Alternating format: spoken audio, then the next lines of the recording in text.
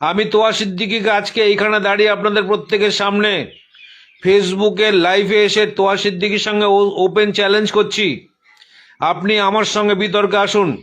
ক্যামেরার সামনে, সাংবাদিকদের সামনে অন রেকর্ড হবে। আমি প্রমাণ করে দেবো আপনার সঙ্গে বিজেপির আতাতের কথা আমি প্রমাণ করে দেবো। তোহা সিদ্দিকী বিজেপির সঙ্গে আতাত করে চলছে। এই আতাতটা কিসের বিনিময় হয়েছে? নিঃসন্দেহে অর্থের বিনিময় হয়েছে। তোয়া সিদ্দিকীর পার্সোনাল ব্যবহার করার জন্য যে গাড়িগুলো আছে, কাচের ঘরে রাখা আছে, প্রত্যেকটা গাড়ির দাম কম বেশি 5 কোটি টাকা। মুসলিমদের ধর্মগুরু তোহা সিদ্দিকী আমার বিশিষ্ট বন্ধু বটে। তার কাছে আমি যখন সাম্প্রদায়িক সম্প্রীতির ওপরে আমি যখন কাজ করছিলাম, সাম্প্রদায়িক সম্প্রীতি বজায় রাখার উপরে যখন কাজ করছিলাম, তখন ওনার ওখানে গিয়েছিলাম। উনি আমাকে 3 ঘন্টা সময় দিয়েছিলেন। 1 ঘন্টা আমরা সাংবাদিকদের নিয়ে বিভিন্ন রকম প্রশ্ন উত্তর চলছিল এবং তিনি ঘুরিয়ে সমস্তটা দেখালেন। তার এলাকা, তার বাড়ি, তার বিভিন্ন ধরনের গাড়ি, যেখানে তিনি বসেন, এবং আমাকেও যেখানে বসেছিলেন। আমি 3 জন সাংবাদিককে সঙ্গে নিয়ে গেছিলাম। প্রায় 1 ঘন্টা ধরে আমাদের কথোপকথন ভিডিও, যে সেই ভিডিও রেকর্ড আমার কাছে প্রিজার্ভ করা আছে এখনো পর্যন্ত। এবং তার সেই যে মহলই বলবো, আমরা রাজরাজাদের দেখিনি, কিন্তু তাদের যে পুরনো ঘরবাড়ি সেগুলো দেখতে যখন যাই, তার থেকে কিন্তু তোয়া সিদ্দিকীর মহল কোনো অংশ কম ছিল না। এখনো অবধি আপনারা যদি যান, আপনারা এখনো দেখতে পাবেন এত পরিষ্কার পরিচ্ছন্ন, ঝকঝক ঝকঝক তকতক তকতক করছে। কিন্তু এই তোহা সিদ্দিকী বাস্তবে কিভাবে এত অর্থ করলো? না, তিনি মুসলিমদের ধর্মগুরু। সেই কারণে মুসলিমরা চোখ বন্ধ করে তার উপর ভরসা করে, বিশ্বাস করে এবং তাকে অর্থ পাঠায়, অর্থ সহযোগিতা করে, দান করে। কেন কি ধর্মপ্রাণ মুসলিমরা ভাবে, তাদের মনে হৃদয় আছে যে আল্লাহ বা খোদার পরে যে লোকটি, তারা হচ্ছে তার মধ্যে একজন হচ্ছে এই তোহা সিদ্দিকী। এবং যতজন ফুরফুরা শরীফে এ ধরনের মানুষ আছে, তার মধ্যে বোধহয় তোহা সিদ্দিকীর প্রভাব প্রতিপত্তি সব থেকে বেশি।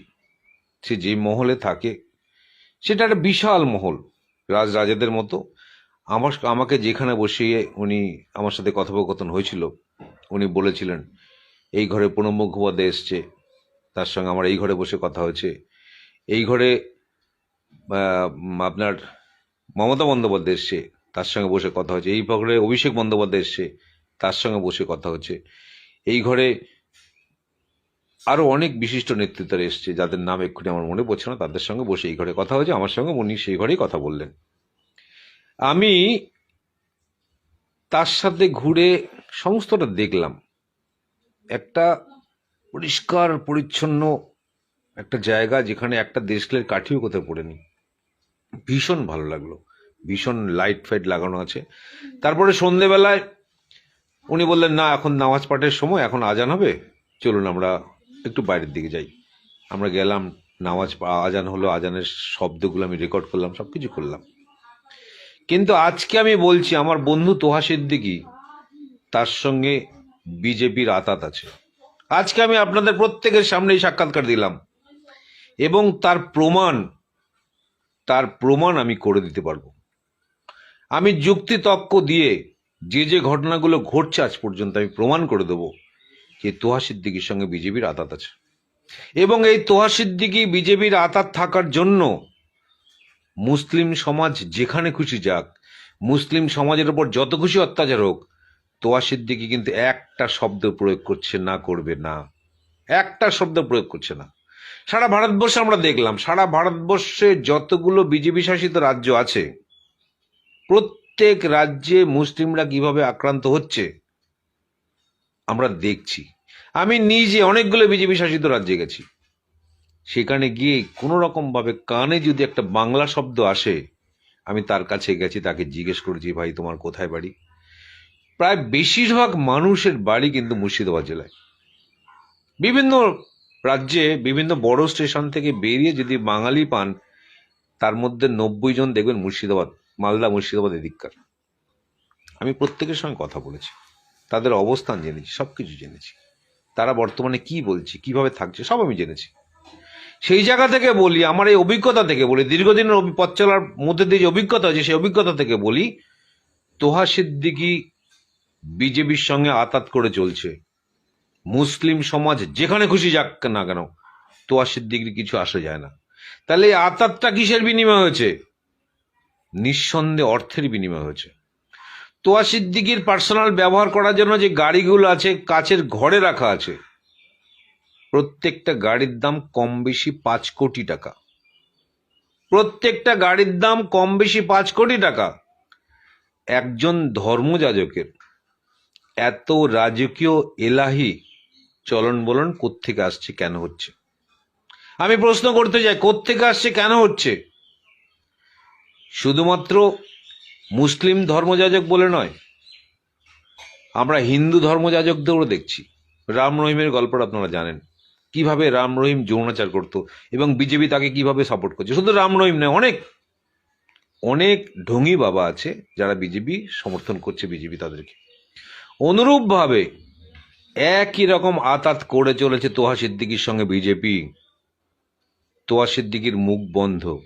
মুসলিমদের উপর যত অত্যাচার হোক, যত আক্রমণ হোক, বিজেপির বিরুদ্ধে তোহা সিদ্দিকী কখনো কোনো বক্তব্য রাখছেন না। আমি তোহা সিদ্দিকীকে আজকে এইখানে দাঁড়িয়ে আপনাদের প্রত্যেকের সামনে ফেসবুকে লাইভে এসে তোহা সিদ্দিকীর সঙ্গে ওপেন চ্যালেঞ্জ করছি, আপনি আমার সঙ্গে বিতর্কে আসুন। ক্যামেরার সামনে, সাংবাদিকদের সামনে অন রেকর্ড হবে, আমি প্রমাণ করে দেবো আপনার সঙ্গে বিজেপির আতাতের কথা আমি প্রমাণ করে দেবো। যুক্তি তথ্য দিয়ে আমি প্রমাণ করে দেবো আপনি কিভাবে বিজেপির সঙ্গে আতাত করে আছেন। মুসলিমদের ভবিষ্যৎ অন্ধকারের দিকে ঠেলে দিতে আপনার একটু কষ্ট হয় না, আপনার কিছু আসেই যায় না। যা খুশি হোক, আপনি অর্থ পাচ্ছেন। হিম্মত থাকলে আসুন না আমার সঙ্গে ওপেন ডিবেটে। আপনি যদি ফোনে ডিবেট করেন আমি তাতেও রাজি, সেই ফোনটা আমি রেকর্ড করবো এবং সোশ্যাল মিডিয়াতে চালাবো। আপনি যদি ভিডিও কনফারেন্স করেন আমার সঙ্গে, তাতেও আমি রাজি, সেটাও আমি রেকর্ড করব এবং সোশ্যাল মিডিয়াতে চালাবো। আপনি যদি পাশাপাশি বসে সাংবাদিকদের নিয়ে ডিবেট করেন তাতেও আমি রাজি। আপনি কোনটাতে রাজি আমাকে বলুন, চোখে চোখ রেখে কথা বলবেন। আমি সব সময় হিন্দু, খ্রিস্টান, জৈন, বৌদ্ধ যেখানে যার প্রতি অত্যাচার হয়েছে আমি প্রতিবাদ করে গেছি। আপনি হিন্দু সমাজের একটা, মুসলিম সমাজের একটা স্তম্ভ, আপনার কোনো প্রতিবাদ কেন থাকবে না? কিসের জন্য মুসলিমরা আপনাকে ধর্মগুরু মনে করবে? আপনি মুসলিমদের ধর্মগুরু হতে পারেন না, আপনার মুসলিমদের ধর্মগুরু হওয়ার কোনো যোগ্যতাই নেই। আপনি রাজনীতিতে পড়ে আছেন, কোথায় আমডাঙ্গায় কি ঘটছে, আপনি ক্যানিংয়ে কি ঘটছে, ভাঙড়ে কি ঘটছে, এই জন্য সারাক্ষণ আপনি সোশ্যাল মিডিয়াতে পড়ে আছেন, টিপ্পণী করছেন। একজন ধর্মযাজকের রাজনীতির মধ্যে দিয়ে এরকম আসাও ঠিক না। শুধুমাত্র ধর্মযাজকরা রাজনীতিতে আসছে বিজেপি সম্পদে বলিয়ান হয়ে। উত্তরপ্রদেশ, মধ্যপ্রদেশের বিভিন্ন হিন্দু সম্প্রদায়ের একই রকম ধর্মযাজকরা যারা বিজেপি সম্পদে বলিয়ান হয়ে আছে, তারা দামি দামি গাড়ি চড়ছে, বিজেপির হয়ে কথা বলছে। আপনিও দামি দামি গাড়ি চড়ছেন, বিজেপির বিরুদ্ধে আপনার একটাও কথা নেই। বিজেপি মুসলিম সমাজকে যত অত্যাচার করুক, যা খুশি করুক, আপনার তাতে কিচ্ছু আসে যায় না। আপনার প্রয়োজন অর্থ, আপনার প্রয়োজন সম্পদ। আপনার এলাকায় যেখানে যে রাজপ্রাসাদ বানিয়ে আপনি আছেন, সেখানে যে লাইটগুলো লাগা হয়েছে, হাইমার্স লাইটগুলো লাগানো হয়েছে, 7-8টা 10টা হবে, কতটা আমার জানা নেই, সেটাও কিন্তু রাজ্য সরকার করে দিয়েছে। আপনার যে চাতালটা, সেটা কিন্তু রাজ্য সরকার করে দিয়েছে। আপনার ওখানে যে টয়লেট, রাজ্য সরকার করে দিয়েছে। কেন কি মমতা বন্দ্যোপাধ্যায় যেমন হিন্দুদের উন্নয়ন করেছে, সেমনি মুসলিম সমাজেরও উন্নয়ন করেছে। যেমন আমরা দেখছি যে দীঘাতে জগন্নাথ মন্দির বানিয়েছে, অনুরূপভাবে আপনার এলাকায় কিন্তু মুসলিম সমাজের ব্যাপক উন্নয়ন তিনি করেছেন। কেন কি মমতা বন্দ্যোপাধ্যায় একমাত্র মানুষ, তিনি সবার মুখ্যমন্ত্রী। তিনি হিন্দুদের মুখ্যমন্ত্রী, মুসলিমদের মুখ্যমন্ত্রী, খ্রিস্টানদের মুখ্যমন্ত্রী, জৈনদের মুখ্যমন্ত্রী, সব সম্প্রদায়ের মানুষের তিনি মুখ্যমন্ত্রী। সেই জন্য সব ধর্মকে উনি সমান নজরে দেখেন। কিন্তু আপনি মুসলিমদের ধর্মগুরু, পীরজাদা, মুসলিমদের অর্থে আপনি ধনী, মুসলিমদের ক্ষমতায় আপনি ক্ষমতাবান, মুসলিমরা আপনাকে অন্ধের মতো বিশ্বাস করে, এটা মুসলিমরা ভুল করে। মুসলিম সম্প্রদায়ের মানুষ আপনাকে অন্ধের মতো বিশ্বাস করে, ভুল করে। কেন কি? অর্থের বিনিময়ে আপনি তাদের অন্ধকার ভবিষ্যতের দিকে ঠেলে দিচ্ছেন।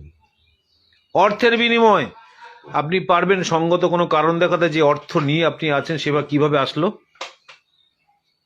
আগামী দিনে যদি আপনার কাছে যাওয়া হয় ইনকাম ট্যাক্স ডিপার্টমেন্ট, পারবেন সামলাতে? আপনি বলবেন আপনি ধর্মযাজক, আপনি ধর্মযাজক নন। আপনি আপনার বক্তব্যে প্রমাণ করছেন আপনি ধর্মযাজক নন।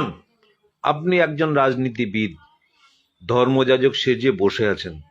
যেভাবে বিজেপির তরফে বিভিন্ন হিন্দু ধর্মযাজকরাও বিজেপির হয়ে মুখ খুলছে, বিজেপির হয়ে কথা বলছে, তারাও ধর্মযাজক নয়, আপনিও ধর্মযাজক নন।